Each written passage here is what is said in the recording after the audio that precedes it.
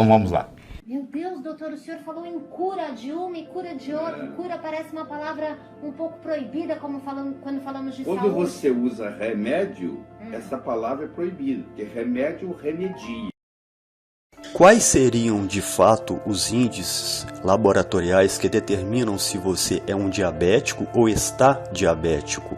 Saiba a diferença entre um diabético e um pré-diabético e o que de fato te leva a se tornar um? A alimentação pode curar a diabetes? Saiba agora com o Dr. Laí Ribeiro. Agora, quando você conversa sobre estilo de vida e nutrição, ninguém nasceu diabético, ninguém nasceu obeso.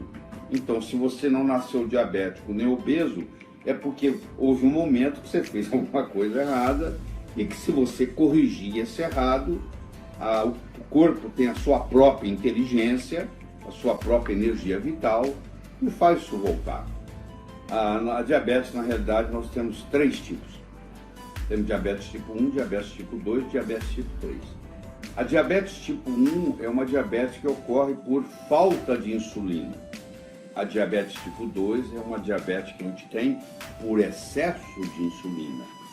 E a diabetes tipo 3 você conhece com o nome de Alzheimer, que hoje nós sabemos que é uma diabetes do cérebro. Então, os pesquisadores em Alzheimer estão recentemente fazendo esse comentário, que na realidade o Alzheimer é um diabetes cerebral e existe uma tendência no mundo a chamar isso de diabetes tipo 3. Então, por exemplo, pessoas de 50 a 59 a 71 anos, 25% delas são diabéticos, isso nos Estados Unidos. Por outro lado, adolescentes obesos, também 25% deles estão diabéticos, e é a diabetes tipo 2. É essa mesma diabetes que começa com o aumento da ingesta de carboidratos, que estimula o aumento da produção da insulina. A insulina por muito tempo fica elevada, a elevação da insulina cria resistência insulínica, que aumenta ainda mais a insulina, esse ciclo vicioso, e chega uma hora que o pâncreas chuta o pau da barraca e não aguenta manter aquela produção de insulina. Então, nesse tipo de diabetes tipo 2, primeiro você tem uma coisa que chama hiperinsulinemia, onde o nível de insulina vai muito alto. E depois esse nível vai caindo e já não é o suficiente para manter a glicose no sangue nos níveis desejáveis, e aí se faz o diagnóstico de diabetes. Então eu gostaria de começar primeiro mostrando como é que se faz o diagnóstico de obesidade e segundo como é que se faz o diagnóstico de diabetes. Vamos começar com a obesidade.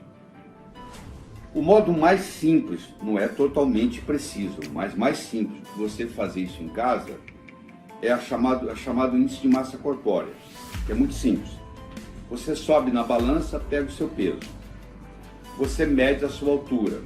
Você divide o seu peso pelo quadrado da sua altura em metros. Então vamos supor que você mede 1,70 m e você pesa 70 kg. Você divide 70 por 1,70 m versus 1,70 m. E aí tem uma classificação. O normal é de 18,5 a 25. Se você passa de 25 e ainda não atingiu 30 nessa numeração, você tem uma coisa chamada de sobrepeso. Então você está pesado, não está obeso, está pesado. Se esse índice de massa corpórea, que é o seu peso dividido a sua altura, multiplicado pela sua altura, se ele passou de 30, eu posso ter de 30 a 35, eu posso ter de 35 a 40, eu posso ter mais de 40. Se eu estou de 30 a 35, eu sou obeso tipo 1. Se eu estou de 35 a 40, eu sou obeso tipo 2. Se eu passo de 40 esse índice, eu sou um obeso tipo 3, também chamado de obesidade mórbida, onde o índice de massa corpórea vai acima de 40. Isso é para ser obeso. Agora vamos ver como é que faz para ser diabético. Para ser diabético é o seguinte: você tira o seu sangue em jejum depois de 8 horas. Não é depois de 12 horas. Aí começa um grande problema, que é o chamado erro pré-analítico de laboratório. O erro acontece antes do sangue chegar no laboratório. É o indivíduo que vai fazer o exame de açúcar do sangue, mas também vai fazer o exame de colesterol no sangue. Então o médico fala para ele que ele tem que ficar 12 horas sem comer. Quando ele fica 12 horas sem comer, esse parâmetro que eu vou discutir aqui já não vale mais, porque esse parâmetro foi criado só para 8 horas de jejum. Então isso se chama erro pré-analítico. Se você ficou só 8 horas sem comer e foi medir no seu sangue a sua glicemia, a sua glicose, é assim que funciona.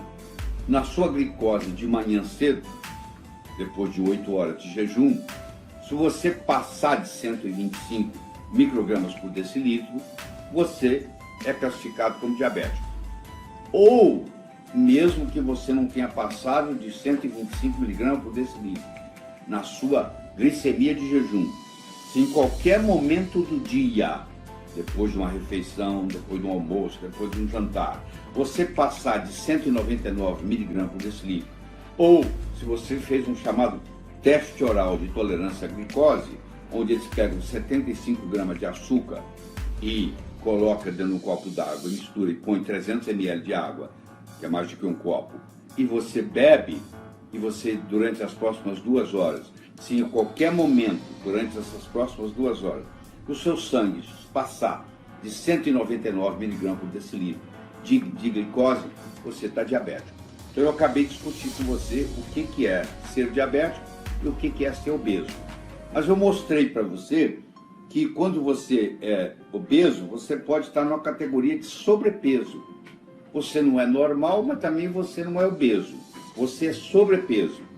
No diabetes acontece a mesma coisa. Você pode ser normal, você pode ser pré-diabético e você pode ser diabético. Até bem pouco tempo, as pessoas ficavam esperando ser diabético para tratar. Hoje nós sabemos que existe um percentual de pessoas que nunca ficam diabéticos, mas eles passam a vida toda como pré-diabéticos. O que é o pré-diabético? É aquele que no exame de sangue de manhã a medida passou de 100, mas não passou de 125. Entendi. Ele tem 114. Ele não é normal, mas ele também não é diabético. Ele é pré-diabético. E ele já está em risco por ser pré-diabético? Muito risco, muito risco. Acreditava-se que sair até aí não tinha problema. Hoje nós sabemos, se você acompanhar esses pré-diabéticos, mesmo que eles nunca virem diabéticos, eles vão morrer mais cedo, eles vão ter mais catarata, eles vão ter mais doença cardiovascular, eles vão ter mais pressão alta, eles vão ter mais dislipidemia, os triglicéridos vão estar mais altos e assim por diante. Eu digo que o brasileiro que não sabe comer, ele é diabético umas 5 horas por dia. Porque ele fala assim, por que é que eu desenvolvi catarata na minha vida se eu não sou diabético? Eu falo, não, você provavelmente é diabético 5 horas por dia. Você não sabendo almoçar e não sabendo jantar direito, você comeu demais carboidrato e por 2 ou 3 horas depois do almoço, por 2 ou 3 horas depois do jantar, a sua glicemia subiu num nível que formou um fenômeno chamado glicação, que é quando uma proteína se junta com a glicose e uma temperatura. A temperatura nós já temos, nós somos animais de sangue quente, então nós já temos essa temperatura. Então quando eu junto a hemoglobina, que carrega o meu oxigênio, com açúcar da comida que eu comi, então eu glico a minha proteína, glico a minha hemoglobina. Essa hemoglobina, que é um carreador de oxigênio, agora ela virou uma peça velha, que vai continuar circulando no meu sangue por 120 dias, mas que não tem funcionalidade mais. Então agora eu vou carregar menos oxigênio, inclusive com o meu cristalino, e com isso eu vou desenvolver, por exemplo, catarata. Vamos pôr isso na cabeça. Diabetes é uma doença nutricional. Tá. Doença nutricional não se resolve com medicamento. Põe isso na cabeça. Não vai existir nenhum medicamento que um dia vai resolver o problema do diabetes. Tá bom? O problema do diabetes é muito fácil de resolver. Você tem que mudar o seu modo de alimentação. Você tem que diminuir drasticamente os carboidratos. Mas como que, em geral, as pessoas têm o que eu chamo de gordurofobia, elas têm medo de gordura, a pessoa acha erradamente que a gordura faz mal, existe gordura boa, existe gordura ruim, tá bom? Então eu estou falando da gordura boa. A pessoa acha que a gordura faz mal, então o que ela faz? Ela não come gordura. Se ela não come gordura, o alimento fica parecendo um isopor. para o paladar, enganar o paladar, é colocado açúcar, é colocado carboidrato. Então toda dieta baixa em gordura, ela é rica em carboidrato. Em geral, proíbe-se ao paciente com diabetes de ingerir gordura. Então ele não tem opção. E ó, proteína também você não pode comer muito por causa do problema renal. Então sobrou carboidrato. Então ele continua se alimentando de carboidrato. O carboidrato continua estimulando o pâncreas dele a produzir insulina. A insulina continua aumentando a resistência insulínica e ele entra num ciclo vicioso. O que você acha de você tratar um alcoólatra com álcool? Você parece um absurdo. Pô, se eu trato um alcoólatra com álcool, eu quero cortar o álcool dele. Pois é, o que você acha de eu tratar um diabético com insulina? Se é a insulina que causou o diabetes. Se eu tratar só a glicemia, eu não resolvi o meu problema básico. Os estudos multicentros, a meta-análise, o mais famoso é o ACCORD, que é o mais famoso deles todos, eles mostram o seguinte, que pacientes que tiveram a glicemia regulada, ou seja, pacientes diabéticos que a longo prazo conseguiram controlar a glicemia com as chamadas sulfonilureias, morreram mais. Quer dizer, a pessoa está com a glicemia normal e morre mais. Porque o modo como foi baixada essa glicemia é a mesma coisa que eu pegar um paciente com febre amarela, com febre, e eu tratar a febre e não matar o vírus.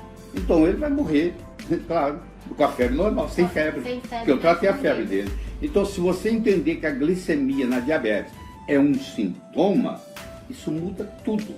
Então o que você tem que fazer? Você tem que diminuir drasticamente o seu consumo de carboidrato e procurar aumentar o seu consumo de gorduras boas. Então, acostumado com a fisiopatologia antiga. A minha reputação é muito grande, eu não estou aqui para brincar. Cada coisa que eu falar aqui, eu tenho embasamento científico para provar que esse é o pensamento moderno. A medicina evolui numa velocidade muito grande. Eu gosto de enfatizar que nós temos hoje, na área de saúde, 20 milhões de trabalhos científicos publicados, e no ano de 2017 serão publicados novos 500 mil trabalhos científicos na área de saúde, só que eu estou me referindo. É muito difícil para o médico se manter atualizado. As novidades estão chegando aí e a conversa do médico é que isso não é científico, mas ele não parou para estudar. Então, um estudo muito famoso foi publicado em 2003, que é o chamado Baltimore Longitudinal Study.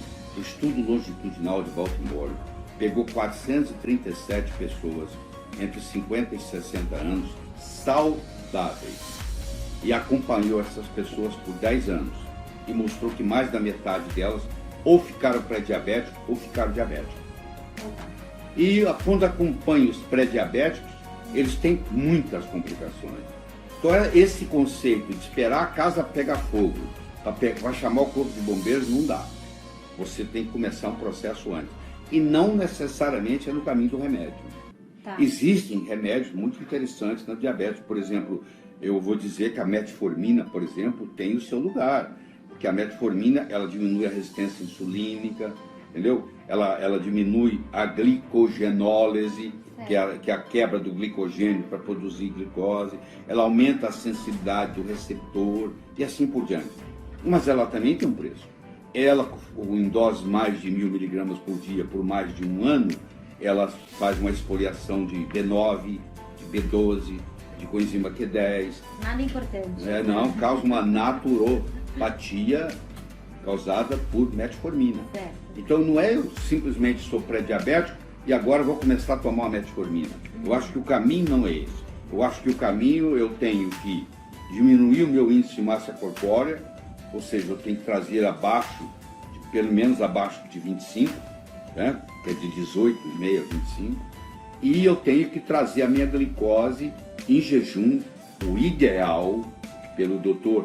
Bernstein, Richard K. Bernstein, que é o cara recordista do Guinness, é o cara que até hoje viveu mais tempo com uma diabetes. Ele é diabético há mais de 70 anos. Ele tem 84 anos, ele ficou diabético aos 12 anos. Diabetes tipo 1. Ele era engenheiro, depois ele fez engenharia, depois de engenharia ele fez medicina, e depois de medicina ele virou um endocrinologista muito famoso nos Estados Unidos, e pelo fato de ele ter diabetes desde os 12 anos, ele é muito procurado. E ele tem um livro que é A Solução para o Diabético, que eu recomendo toda pessoa ler, porque ele escreveu esse livro também para leigos, não é só para médicos, mas ele é de uma sabedoria imensa, e ele vem acompanhando. E para ele, o ideal é você ter glicemia de jejum em 83 miligramas por decilitro. Em jejum depois de 8 horas. Depois de 8 horas.